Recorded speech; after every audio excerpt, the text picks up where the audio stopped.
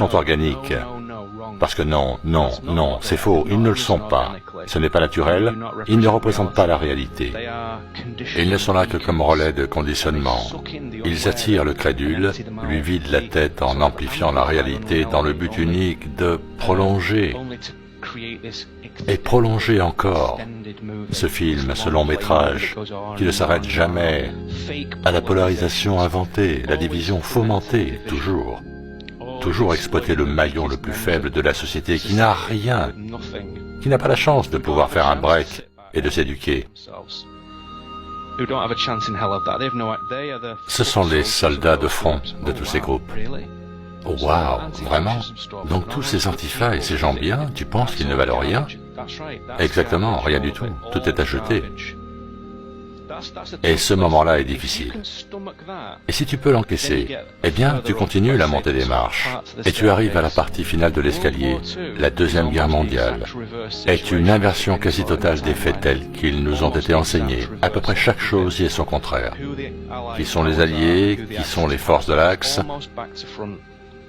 La Deuxième Guerre mondiale est une des plus gigantesques psyops qu'il est possible de constater dans une vie, à cause de l'étendue de son déroulement.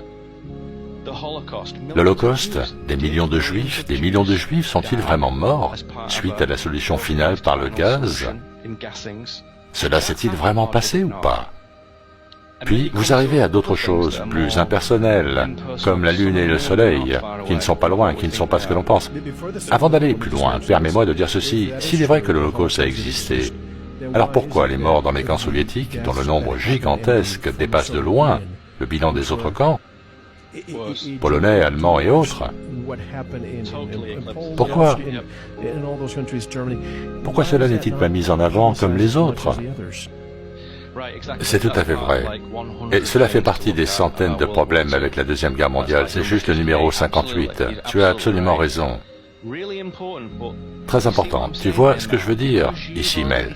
C'est que le fait que tu aies déjà monté les premières marches de l'escalier, tu peux arriver dans un salon et dire « Hey, tu as appris pour l'Holocauste? Oh, je sais, c'est dingue.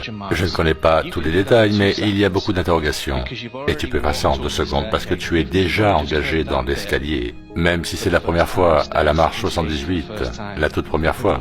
Oui, mais beaucoup en Europe ne peuvent pas en parler, tu vas en prison pour ça. Tu vas en prison, c'est vrai, parce que les gens en Europe ne sont pas autorisés à emprunter cet escalier, ils l'auraient fermé.